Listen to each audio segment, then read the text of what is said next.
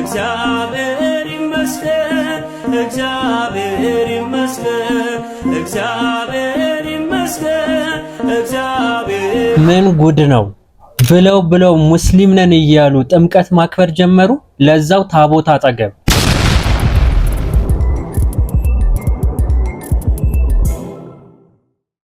ቢስሚላህ አልሐምዱሊላህ ሰላቱ ወሰላም አላ ረሱሊላህ ወአላ አሊሂ ወሰህቢሂ ወመንዋላ። ውድና የተከበራችሁ የቻናላችን ተከታታዮች አሰላሙ አለይኩም ወራህመቱላሂ ወበረካቱ።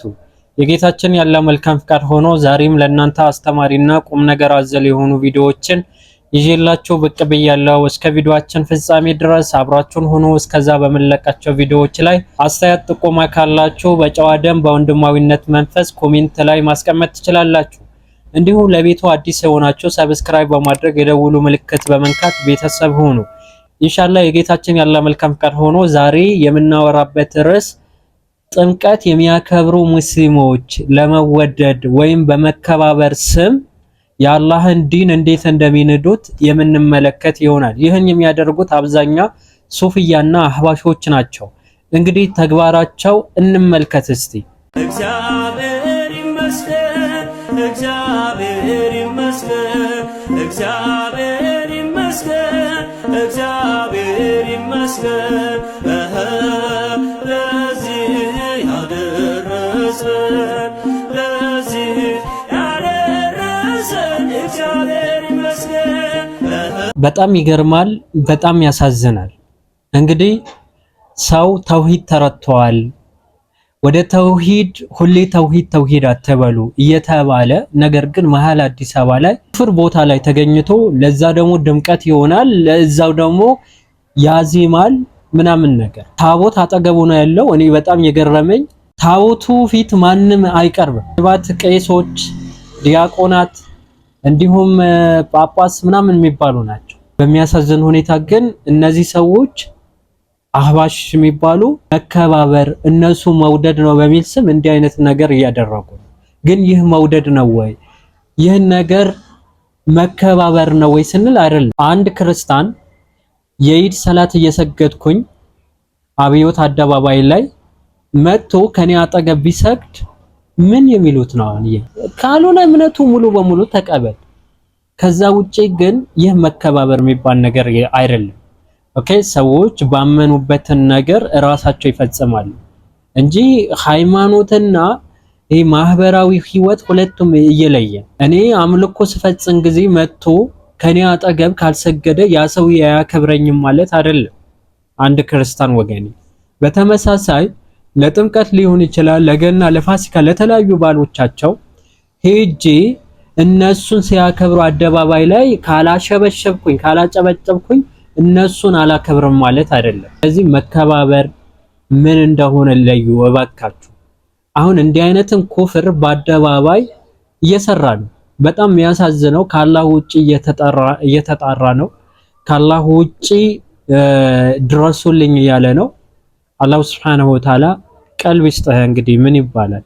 ሌላው በጣም የሚያሳዝነው ደግሞ ወጣት ሆነው ደግሞ ለዚህ ነገር እንኳን አደረሳችሁ ምናምን የሚሉ በርካታ ወንድምና እህቶች አሉ፣ በስመ ሙስሊም ማለት ነው። እስቲ ይችን እህታችን ደግሞ እንስማት። አላህ የክርስትና እምነት ተከታዮች እንኳን ለጥምቀት በዓል በሰላም አደረሳችሁ። እንዲሁም ደግሞ ኦርቶዶክስ ፎሎወሮቼ ቤተሰቦቼ እንኳን ለጥምቀት በዓል አደረሳችሁ። በድጋሚ እንግዲህ ባህር ዳር ላይ በምታዩት መልኩ ጥምቀት በደማቅ ሁኔታ እየተከበረ ታቦት እየወጣ ይገኛል ማለት ነው።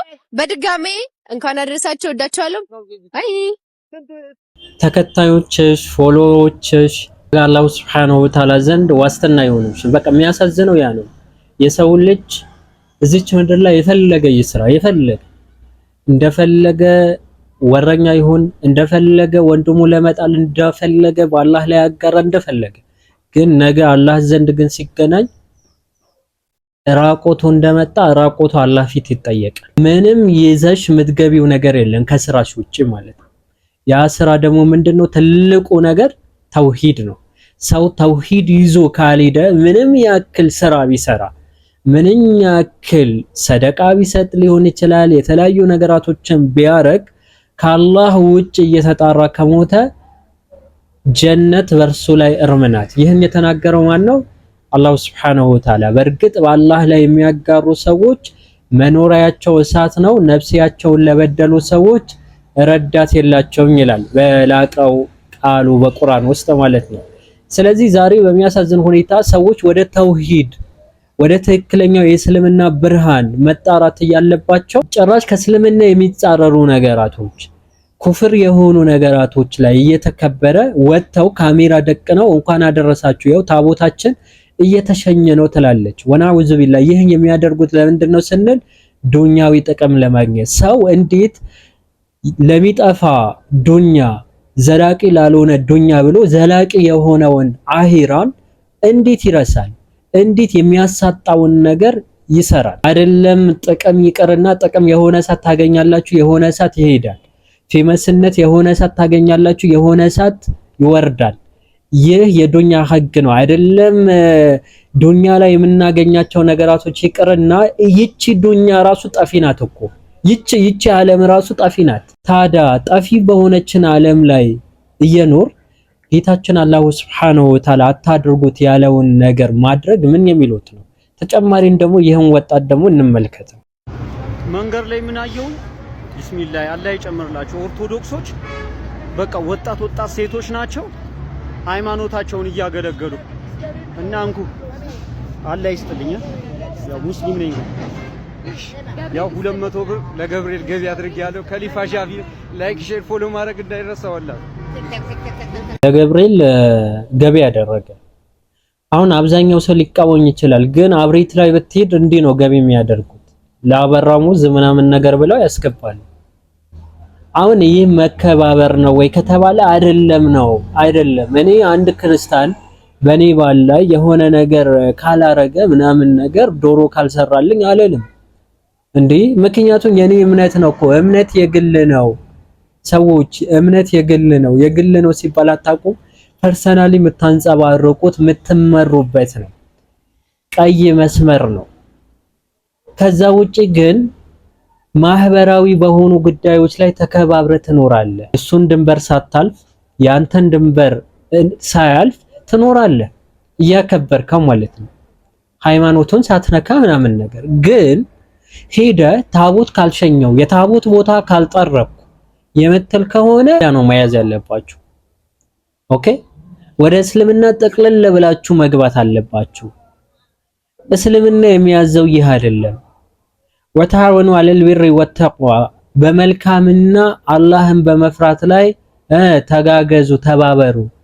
ነገር ግን አለ አላህን በማመጽ ወደ መጥፎ በሚመራ ነገር ግን አትተባበሩ። በእስልምና መነጽር ኩፍር ነው ወይስ አይደለም? አሁን ታቦት የሚባለው ጥምቀት የሚባለው ኢየሱስ የተጠመቀበት ነው ብለው ነው የሚያምኑ። ያ ደግሞ ምንድነው በርግብ ምናምን መጥቶ በአምሳሉ ምናምን ከእንትን ምናምን ብቻ ወደዛ አልገባም። ታዲያ አምላክ ተጠመቀ ብለህ ለነዚህ ሰዎች ሰፖርት ስታረግ ምን አይነት አቅል ቢኖራችሁ ነው? ግን እኔ እኮ ማሽቃበጥ ራሱ ይህ ማሽቋለጥ የሚባለው ነገር ራሱ ደረጃ አለው። ግን የነዚህ ግን ኦቨር ነው። ወነአውዝ ቢላህ። እኔ በጣም የገረመኝ የመንግስት ሚዲያዎች ሳይቀር እነ ኢቲቪ ምናምን ጭምር የሆነ ፎቶ እያንሸራሸሩ ነበረ። ያው መከባበር ኢትዮጵያዊነት ማለት ይህ ነው ይላሉ። ኢትዮጵያዊነት ማለት ይህ አይደለም። እኔ የኢድ ሰላት እየሰገድኩኝ መጥቶ ከኔ አጠገብ ካልሰገደ ምናምን ነገር አያከብረኝም አልልም። አስቀድሜም እንደነገርኳችሁ መከባበር ትርጉሙን እየለየ ይህ ማሽቃባጥ ነው። አንድ ሰው ለሃይማኖት ያልሆነ ሰው ለሀገር ለሌላ እምነት ይሆናል ብላችሁ ነው የምታምኑት? ባል ለሚስቱ ካልሆነ ሚስት ለባሏ ካልሆነች ለሌሎች ሰዎች ትሆናለች ብላችሁ ነው የምታምኑ? በፍጹም አትሆንም። ኦኬ፣ መጀመሪያ ከሁሉም የሚቀደመው ቤተሰብ ነው። ለቤተሰቡ ያልሆነ ለሀገር፣ ለማህበረሰብ፣ ለቀበሌ በሉት ለምንም ለሰፈር ለመንደር ሰው ራሱ አይሆንም። መልካምነት የሚጀምረው ከራስ ነው። ያ ራስነታችሁ ደግሞ የምታገኙት ከምንድነው? ከሃይማኖታችሁ ነው። ለሃይማኖቱ ያኖረ ሃይማኖቱን ያላከበረ ሌሎችን ያከብራል ብላችሁ እንዳታስቡ። ለሃይማኖቱ ህግና ስርዓት እጅና እግሩ ያልሰጠ ሃይማኖቱን የሚጻረሩ ነገራቶችን እያደረገ ለዛ ነገር ደግሞ ማጽዳት ሊሆን ይችላል። አሁን እንደሚያደርጉት እንደዛ ማድረግ መከባበር አይደለም። መከባበር ማለት በማህበራዊ ጉዳዮች ላይ አንድ ሰው ቢታመም ተጠይቁታላችሁ፣ ሃይማኖቱን አትሳደቡም፣ ሃይማኖቱ እንዲህ ነው ብላችሁ አታንቋሽሹም። መነበት ነገር ላይ እንዲህ ትተውታላችሁ። ነገር ግን በጨዋ ደንብ ዲስከስ ታረጋላችሁ፣ ትወያያላችሁ። የምትወያዩት ደግሞ ምንድነው? ዝም ብለን ሳይሆን ቴዎሎጂካል የሆነ ወይም ባይብልና ቁርአንን መሰረት ያደረገ ወይም ዕውቀትን መሰረት ያደረገ ውይይት በጣም በስነ ስርዓት ወደ ጌታ መንገድ በጥሩ አኽላቅ እና በለሰላሲ አንደበት ተጣራ እንዳለው ጌታችን አላህ Subhanahu Wa Ta'ala በእንደዛ ሁኔታ ነው የምንጣራው። አሁን እንዲህ አይነት ቦታ ላይ ቆሞ ማየት ደግሞ ምን ይባላል? እስቲ ይሄን ቪዲዮ እንመልከት።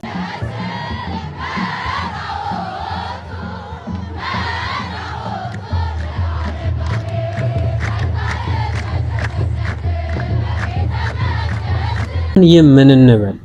ምንድነው ሰው ለምሳሌ ናይት ክለብ ኮንሰርት ሆኖ ሂጃብ አድርጎ ምናምን ብናየው እንዴት ነው በጣም ነው አይደለም? አረ ይሄ ነገር ምናምን ግን ይህን ነገር ኩፍር ነው። ምናልባት ናይት ክለብ ብትገቡ ምንድነው ወንጀል ነው እንጂ ክህደት አይደለም፣ ኩፍር አይደለም። ግን ይህን ነገርስ ኩፍር ነው ወይስ አይደለም? ነው። ሰው እንዴት ኩፍር ቦታ ላይ ለማድመቅ እዛ ቁጭ ብለው እንዲያያል ከዛ ያጨበጭባሉ ምናምን። አላህ ይጠብቀን። እንግዲህ ወንድምና እህቶች እንደነዚህ አይነት ነገራቶችን የሱና ወንድምና እህቶች እንዲሁም ኡስታዞች ሲቃወሙ ጊዜ አንዳንድ ወንድሞች ደግሞ ሚዛናዊ ነን የሚሉ ወንድሞች እንዲህ አይነትን ንግግር ሲናገሩ ሰማሁ። ወንድማችን አሚር ምን እንደሚል እንስማ። ግዴታ ምላሽ መስጠት ስላለብኝ ነው። እስቲ እንስማ። አስተውላችሁታል ወይስ እኔ ብቻ ነኝ ያስተዋልኩት?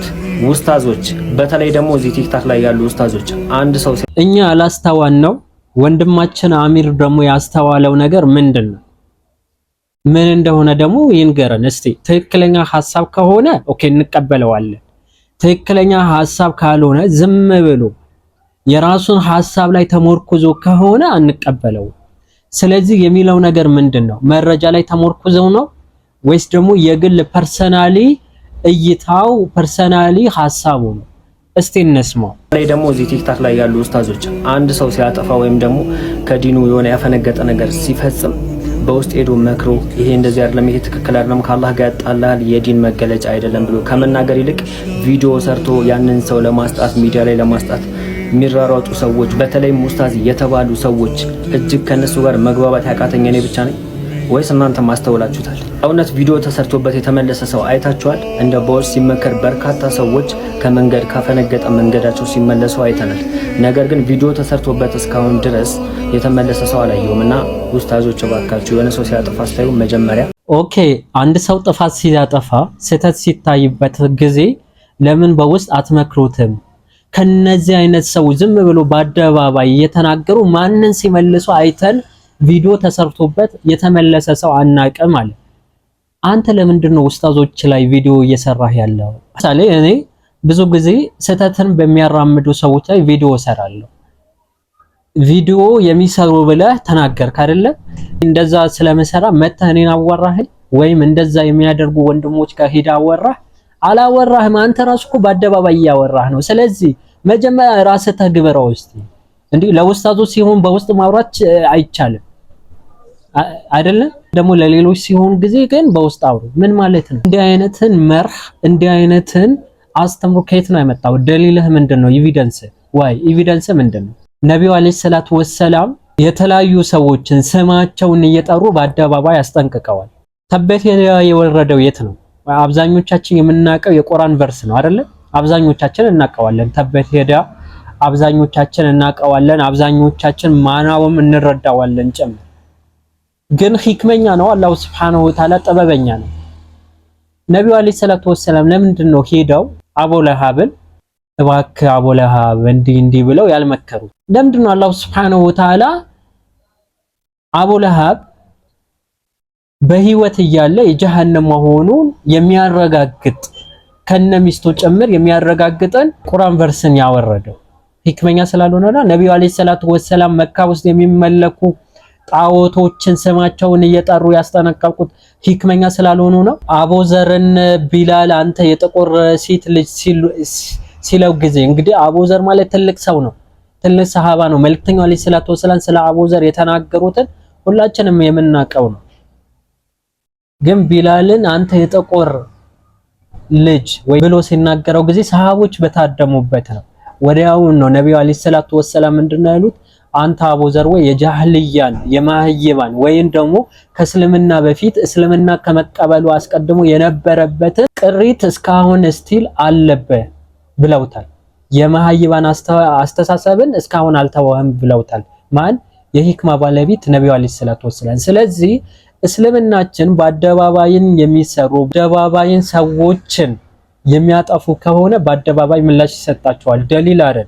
ደሊል አለ፣ ሐዲሳዊ መረጃ አለን፣ የዑለማዎች እይታ አለ። እና አንዳንዴ ስሜታዊ ሆነን እኛ እንደሚመስለን ሳይሆን ቁርአንና ሐዲስ በዚህ ጉዳይ ላይ ምን ይላል የሚለውን በደንብ ማወቅ አለብን ብዬ አምናለሁ። አላሁ ሱብሓነሁ ወተዓላ ይህንማ የነብዩ አለይሂ ሰላቱ ወሰላም ህዝብ የመረጠበት ዋነኛ ምክንያት ምንድነው? በመልካም ታዛላችሁ፣ በመጥፎ ነገር ትከለክላላችሁ። በቃ ሰው መጥፎ ሲያይ ነብዩ አለይሂ ሰላቱ ወሰላም እንዳሉት አንድ ሰው መጥፎ እየተሰራ ካየ አቅም ካለው ሄዶ በእጁን ይከልክል። ማን ነው ይህን ያዘዘው? ብራዘር ነብዩ አለይሂ ሰላቱ ወሰላም። ያልቻለ በምላሱ ይናገር። ምን ማለት ነው? በአደባባይን ፈሳድን፣ ሽርክን፣ ቢዳን የሚያስፋፋን ሰው አንተ በምላስ ሚዲያን ተጠቅመህ ትናገራለህ ማለት ነው። ያልቻለስ በቀልቡ ይጥላ። ያልቻለ ቦታው ከቦታው ይራቅ። ይህ በጣም ደካማ የኢማን ክፍል ነው ብለዋል። ማን? ነብዩ አለይሂ ሰላቱ ወሰላም። ዛሬ የነብዩ አለይሂ ሰላቱ ወሰላም አስተምሮትን በአደባባይ ስትፈጽሙ ጊዜ ሂክማ የላችሁም። ከዛ ደግሞ መተው እናንተ ላይ ቪዲዮ ይሰራሉ። ነገር ግን እነሱ በውስጥ መተው እናንተ ያወራሉ ወይ? አያወሩም። ሂክማ ለሆኑ ሰዎች ነው የሚሰራው፣ ሪፍቅ አኽላቅ ምናምን የሚባለው ነገር ግን ለሱና ሰዎች አይሰራም። አቤት ሎጂካችሁ እኮ በጣም ያስቃል። ይኸውልህ በአደባባይ ያጠፋ በአደባባይ ምላሽ የሚሰጥበት ዋነኛ ምክንያት ለምንድን ነው? ለምሳሌ አንተ ምን ታረጋለህ? ብዙ ጊዜ ያው ዜና አንባቢ ነው። ትዊተር ላይ የተጻፈ መጣ ታነባለህ። በቃ ይህ ነው። አፉ በለኝ ለዚህ ቃል አጠቃቀሚ። ምክንያቱም አንተ ከራስ የምታመጣው ነገር የለም። ትዊተር ላይ የተጻፈ ማንም እኔ አሁን ፈታ ብዬ ማንበብ እችላለሁ፣ መጻፍ እችላለሁ፣ በደንብ መተንተንም እችላለሁ። የሆነ በጣም እችላለሁ እያልኩ አይደለም። በቃ እውነታው ይህን ስለሆነ ምንም እውቀት የሚጠይቅ ነገር አይደለም። የተጻፈ ነገር መቶን ማውራት። ስለዚህ ይህን ነገር እንደ ትልቅ ነገር የምታዩ ከሆነ ለምሳሌ የተሳሳቱ ዜናዎች በአደባባይ ሲሰራጩ ጊዜ ነው ይህን ነገር ስህተት ነው ብለህ ብዙ ጊዜ ቪዲዮ ስትሰራ ይቻላል። ጥሩ ነው እኮ ይህ የሚበረታታ ነገር ነው። ግን የተሳሳተን ዜናን የሰራ ሰው የተሳሳተን በማህበራዊ ጉዳዮች ሊሆን ይችላል፣ በዲነል ኢስላም ሊሆን ይችላል፣ የሆነ ፕሮግራም ሊሆን ይችላል። ለምሳሌ ፓለስቲን በተመለከተ የሆነ ሰው ተገደለ ሲባል ነው አልተገደለም፣ ይህ ዜና ውሸት ነው ብለህ ትሰራለህ አይደለ? ኦፍ ኮርስ ትሰራለህ። ይህን ነገር ማድረግ ጥሩ ነው እኮ። ግን የምትሰራበት ዋነኛ ዓላማ ምንድን ነው ሀቢቢ? ያ ስህተት መሆኑ ሌሎች ሰዎችን እንዲያውቁ። ምክንያቱም ውሸቱ ስለተሰራጨ ነው አይደለም? ግን ሄደ የውሸት ዜናው የሰራው ጋር ለምንድን ነው ማትናገረው? ለምን? አንተ ባነሳው ሎጂክ መሰረት እንሂድና ማለት ነው። አያችሁ፣ ለራሳችሁ አትኖሩም። ራሳችሁን የማታረጉት ነገር ነው ሌሎች ጋር መታችሁ እንዲህ የምትሉት። ይህ ደግሞ አግባብ አይደለም። ዜና ውሸትን የሐሰትን ዜና ተቃውመህ እውነተኛ ዜና የምትሰራ ከሆነ ዲንስ ሰው ዘላለማዊ የሆነ ህይወቱን የሚያሳጣ ገሃነምን የሚያወርሰው ጀነትን የሚያሳጣውን ነገር እየሰራ በአደባባይ ሰዎች እንዲሰሩት እያደረገ ከዛ ምላሽ የማይሰጠው ለምንድን ነው? አንደኛ እኮ የትኛውን ሰው ተከታይ ያለው አይደለም። ስለዚህ ተከታዮቹ እንዳይጠሙ ነው። እኔ አሁን ዩቲዩብ ላይ ተመልከቱ፣ ኮሜንት ማየት ትችላላችሁ። አንዳንድ ቪዲዮዎች እኔ ስሰራቸው ጊዜ ወይኔ ባላ አቡ ሳላ እኔ እኮ እንዲህ አልመሰለኝም ነበር፣ ይህ ግጥም እኔ ራሱ ስንት ብዬው ነበር፣ አሁን አስተካክያለሁ ያሉ በርካታ ኮሜንት መለስ ብላችሁ በተለይ መንዞማ ላይ የተለያዩ ሰዎች ላይ የሰራሁትን ቪዲዮ ተመልከቱ የተመለሱ። ስለዚህ ሰዎች እኮ ዋናው ያኛው ሰውዬ መመለሱ ብቻ ሳይሆን ሀቢቢ የሚፈለገው ዲንን በእሱን የሚከተሉ ሰዎችን እንዳይጠሙ። እሱ የብሪተኝነት ይሄ ኢጎ ከሌለበት የማይመለስበት ምንም አይነት ምክንያት የለውም። አንደኛ እሱም እንዲመለስ ነው፣ ሁለትን ደግሞ ያጠመማቸው ሰዎች እንዲመለሱ ጭምር ነው። በተመሳሳይ አንተ ሐሰተኛ ዜና በእውነተኛው ዜና ላይ ተመርኮዘ ስታቀርብ ጊዜ በሐሰተኛው ዜና ላይ የተሸወዱ ሰዎች እውነተኛው ዜና ይዘው እውነትን ስለሚከተሉ ማለት ነው። እኛን ደግሞ ሽርክን ቢዳን የሚያስፋፉ ሰዎች ላይ ምላሽ ስንሰጥ እውነቱን አይተው ከዛ ደግሞ በዛ ሰውዬ የተሳሳተ ሰውዬ እውነቱን ይገባውና ከዛ በኋላ ወደ እውነት እንዲመራ ሰበብያ እንሆናለን ማለት ነው። እና ስለዚህ ይህን ነገር ማወቅ አለበት። ኢቭን ሐዲሶችን ላመጣለ ይችላል። በጥፋት ሰዎች ላይ ምላሽ መስጠት ነው ያስቀመጧቸው ወደ 6 የሰዎች በሌሉበት ስማቸውን ማንሳት የሚቻልበት 6ኛው ላይ ዲን አጥፊ የሆኑ ማለትም እስልምና ላይ የሚዋሹ ሰዎች ላይ ምላሽ መስጠት ነው ብለው ያስቀመጡበት ሁኔታ አለ እና አንዳንዴ ሰርች ብናደርግ መልካም ነው ብዬ አስባለሁ።